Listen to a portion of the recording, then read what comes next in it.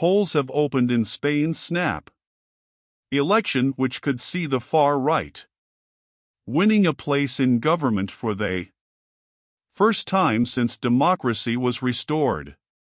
After the death of General Franco almost 50 years ago, voters face a choice between a center-left government supported by the far left and a conservative-led government backed by the far-right Vox party. This was the Prime Minister Pedro Sanchez casting his vote as his party seeks to fend off the challenge from the far right. Let's go live now to our correspondent Guy Hedgeco, who's in Madrid. Guy, as we said, this has been a really bitterly thought campaign, but a campaign that no party really had a lot of time to prepare for. What's the mood going into the vote today?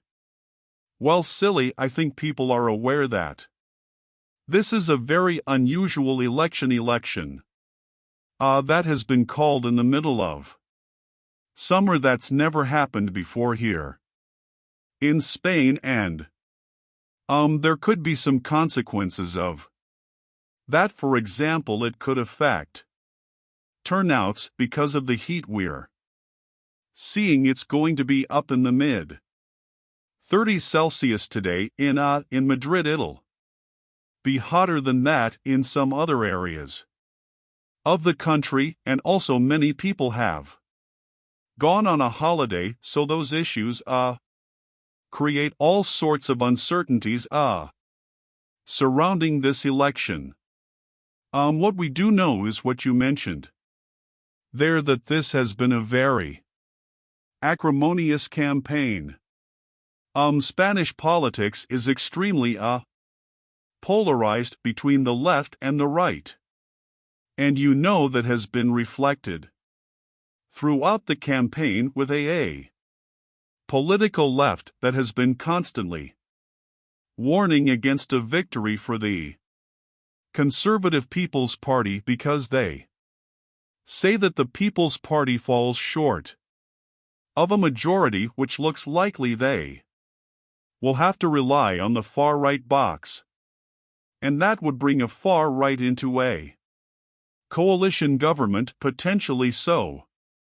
That's been the tone of the campaign, and there's certainly a lot of uncertainty around today's vote. Guy, can you tell us more about the Vox party? What's on their party platform? Well, they're a nationalist, I suppose, populist far-right party, but they're quite unusual in the European context in that their initial popularity came about 6 or 7 years ago, not because of those classic issues you tend to associate with the far right, in particular immigration, but more because of the Catalan territorial issue here in Spain. They took a very fiercely unionist stance on that issue, and that paid off for them. In terms of votes, certainly back in 2019, and that's made them the third biggest party in Spain here in the parliament, which I'm standing outside right now, but they do talk about some of those other issues that other far-right parties talk about.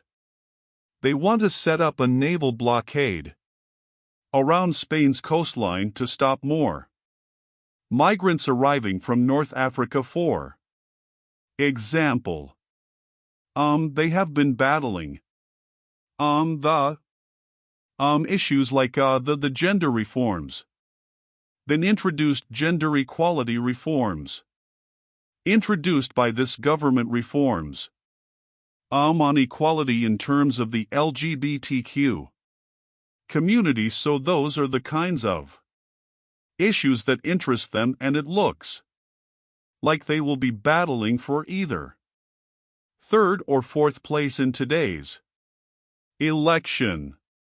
Guy, you'd mentioned that it was very Rare unheard of really to hold an election at this time of year and as a consequence I understand that a large number of postal ballots have been filed because many Spaniards are away on holiday. They're not going to be going to their regular polling stations. Do you know if the postal system, the electoral system, is equipped to deal with this unusually high number of postal ballots?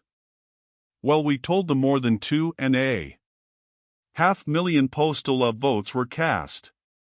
And that is much higher than normal. Obviously.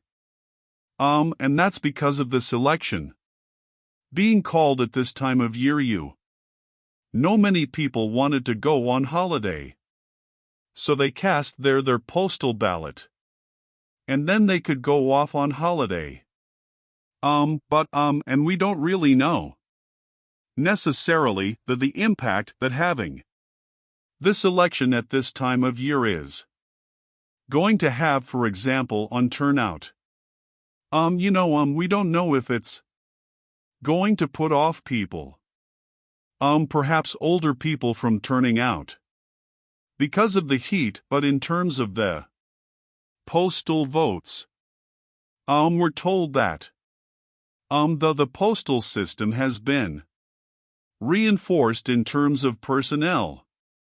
All the votes that needed to be processed have been processed. There was a little bit of controversy a couple of weeks ago when the conservative candidate Alberto Núñez seemed to cast some doubts on whether the postal system was equipped to handle this, but as far as we know, it has been able to handle this. So in that sense, at least we know that's one left worry for the authorities, and that seems to have worked.